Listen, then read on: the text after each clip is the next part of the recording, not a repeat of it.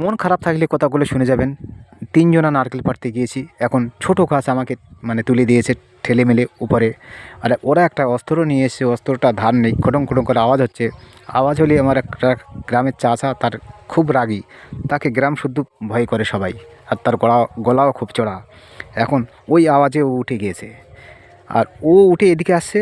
আর এই বন্ধুরা মানে এই আওয়াজ হচ্ছিল বলে পাঁচতলা একটা গাছ কাটা ছিল, সেই গাছে মানে বসেছিল, নিচেই পড়েছিল সে গাছ, সেই গাছে বসেছিল। এখন পায়ে পায়ে, আর আমি তো আর ওদের খুঁজে যখন পাচ্ছিলাম তখন রাস্তায় উঠে দেখছিলাম, হাঁকতে তো পারছি না। এখন আমার ছোটো বাবু এসে বলছিল, কে রে ওখানে?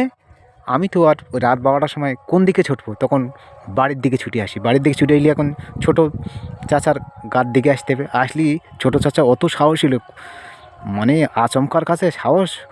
তখন চেঁচকে উঠে মেজাই বলে চেঁচকে উঠে ছুটলি, মানে দুই বন্ধু যে বাঁশতলায় বসেছিল ওরা লাম মেরে বাঁশ গাছের উপরে পড়েছে, ঝাম করে আচমকা আওয়াজ ওদের কানে গিয়েছে।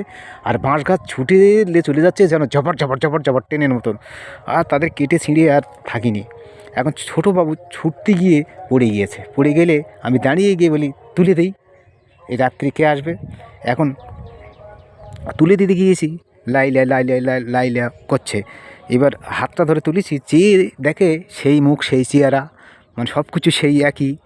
এখন লাল লাইলে লাইলে করতে করতে লাল লাল লাল লাল করে ইটলে এবার বাড়ির মধ্যে চেলে মারে, বলে সব মজির মতন ঘুমোচ্ছে।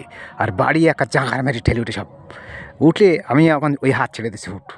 তা যাও, মানে ছোটোবেলায় অনেক কিছু হয়ে থাকে, এগুলো না করা ভালো। তবু আমাদের লাইফ হয়তো এটাগুলো অনেক কিছু করে ফেলেছি। যাক।